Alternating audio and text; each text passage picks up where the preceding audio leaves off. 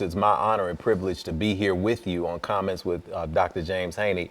I've been on the show once or twice before, and I've lived long enough to be able to enjoy you for the better part of my life, which is a great thing. You're one of my professors in school, and just commend you for 3 decades of providing service to the community through this particular show. So through that same 3-decade period, I've had several manifestations of evolution in my life. I started out, grew up in metro schools in Nashville, Tennessee, and I graduated from metro schools just barely.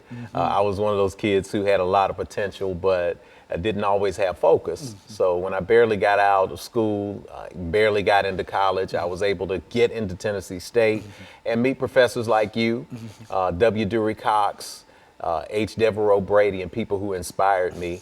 So I took on a career in communications and majored in that. Ended up being Student Government Association president and had a great run there with activism and learning to be socially conscious. That's where it was put in me at that age, to be socially conscious. So from there, I founded a newspaper called The Third Eye.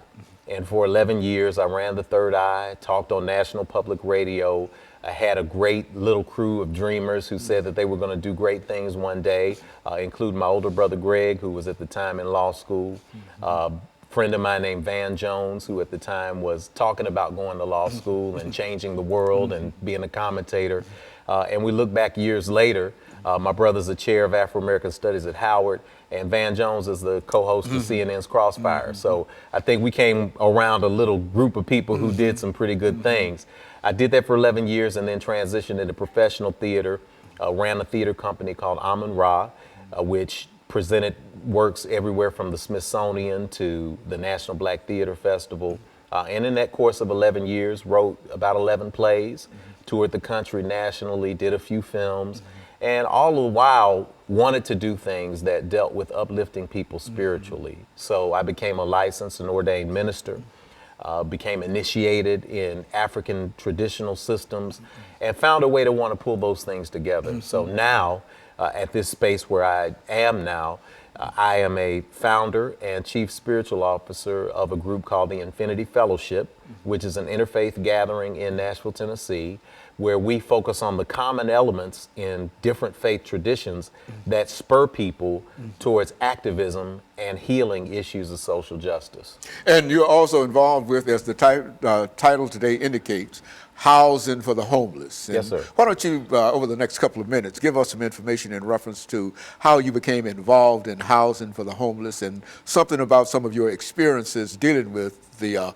homeless population. And I won't have you to talk about the time you spent sitting on top of a school in reference, but you go on. Yeah, it seems that I'm drawn to these extreme experiences. I don't know what that is, but when I was in college, we took over the administration building at TSU, and that was the sit-in of 1990. It was became a world well-known movement where we shut down the administration building, we took over, had people on the roof, and it resulted after 14 days of that and a hunger strike that was 9 days inside that, $120 million being spent on Tennessee State. So if you see the campus improvements out there, that's not how it looked when I was in school, but we very much had a movement that did that.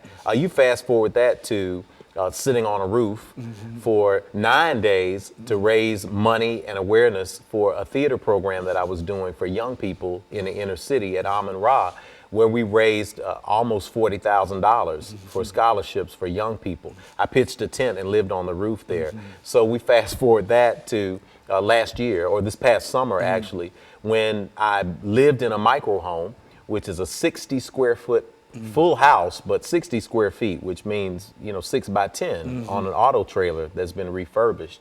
And I lived in that for 45 days to raise the money that we needed to build what's now known as Infinity Village. Okay, and what we're going to do, Reverend Carr, is to take this commercial break, and then we're going to come back and we're going to talk about the housing for the homeless, as the topic indicates today.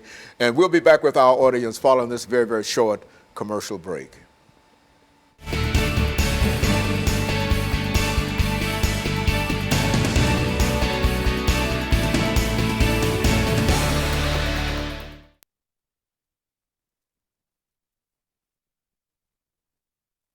the second segment. I would imagine these are the images that.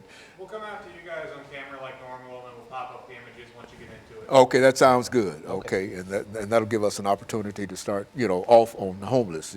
Give us some of your experiences with the homeless. I know you used to walk around the city and find folks. Give us a taste of some of the folks that you need. Find that there's a need and whatever, and then they can start popping those up, and you can show how you're trying to meet these needs. And Yes, sir. we can do 8 minutes of that, Okay. and then we'll come back with this 10 minutes and talk about other things. That'll Okay? work.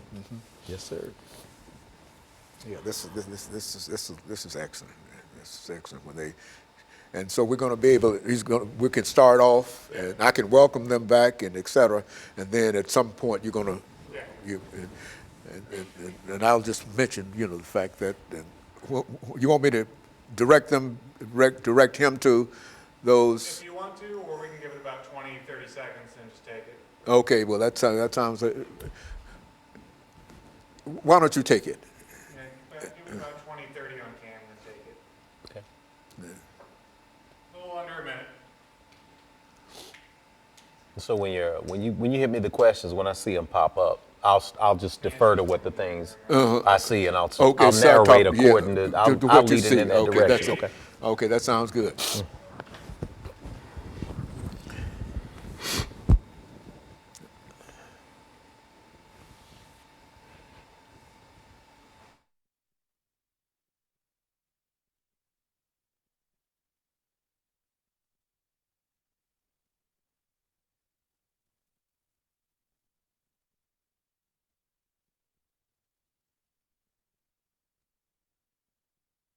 Thank you, and welcome back to the second segment of the show for today.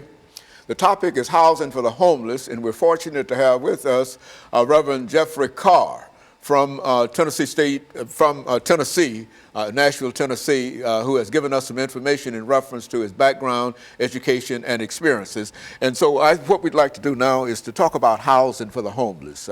Talk about some of your experiences in reference to the homeless population. Indeed, Doc. Well, Infinity Fellowship is a body that's dedicated toward taking what we share in common and taking social action with it. And one of the things that we want to provide is something that Sister Vicolin Abdullah, a friend of mine who's a member, says is homefulness. So you don't just say something is wrong with the world.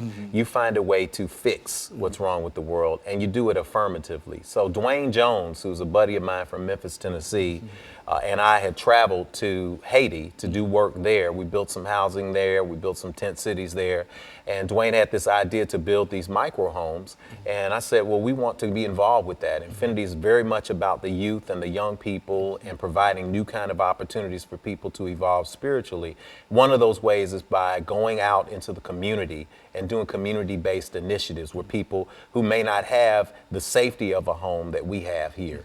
So I pitched the idea to fundraisers and people. We said, well, let's do something interesting. Let's find Nashville's tent city and find a way to provide them with some permanent houses. So we started that campaign, and that's what ended up resulting in Infinity Village. I lived in a space. It's a picture from one of the spaces that I lived in there.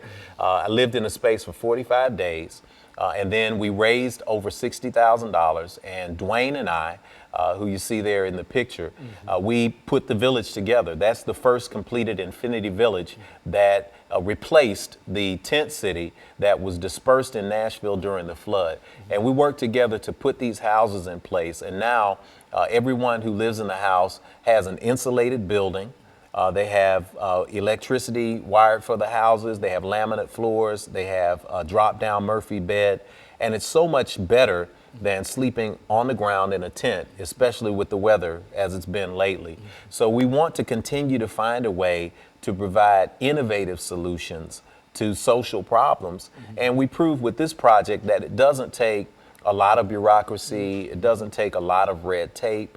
All it takes is a few people deciding that we want to take action, identifying what the need is, and then putting our hands in place with people who are of a unitary mind and making things happen. We did the entire project for Infinity Village in about 7 weeks. From the time I moved into the micro home to the time that I moved out, it took us 10 days to build 6 homes. And we worked pretty much around the clock during those 10 days, and we put them in place in August of 2015. And since then, it sparked a national trend for people around the country who now want to do something similar, to not provide a permanent solution to homelessness, but to provide at least a temporary step up for people where they can have transitional housing and move from living in a car or a tent or a crawl space into living in a solid home where they can have an address and they can get a job, to moving back into affordable housing and back to the workplace. We'd be surprised that in Nashville, between 2,000 and 4,000 people a night are classified as homeless. And when I was living in the micro home, I found that I was doing what a normal homeless person would do.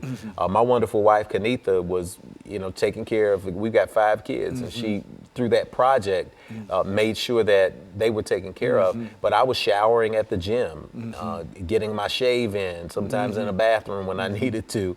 And I met people who are going to work every day in corporate America, wearing suits, doing what they need to do, who were showering at the gym, eating lunch at work, and then going home at night and sleeping in their car, and people didn't even know it. And so they would come to me and say, thank you for doing something about this, because you'd be surprised the number of people in Nashville that look really good but are struggling. How much does it cost to construct one of these houses? Raw materials, you can construct one between $4,000 and $6,000. We used about $7,000 per house because we hired a professional crew. If you can do it yourself and you are a construction person and you're licensed and you know how to put these houses together, you can do it a little cheaper than that.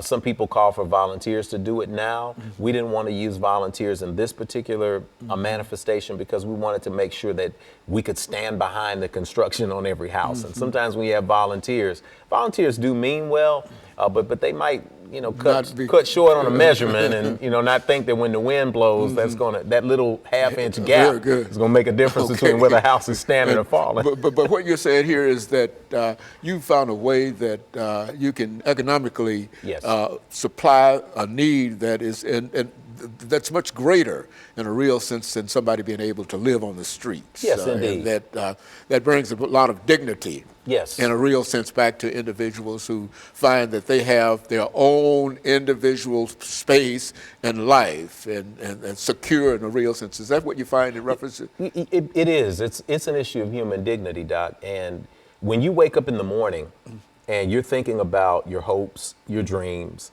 your family's future, you're thinking about your career and the things that motivate you, that's a lot. It's already a lot. And when you're gifted with being able to lay your head down at night in a solid place that's going to be consistent, that helps you to live those.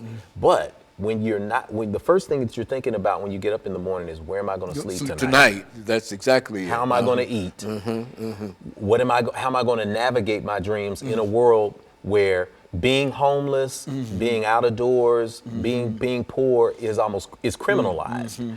Then that's a whole lot to put on somebody's plate. But when you provide them with housing, we see that every research study, including the one that Vanderbilt did last summer, has concluded the same thing, that the number one way that you deal with the issue of homelessness, whether that's regular people, or whether that's people in the lower economic strata, or whether it's veterans, is to provide housing. I mean, it's simple, right? We spent $500,000 to find out that the way you stop homelessness is with a home.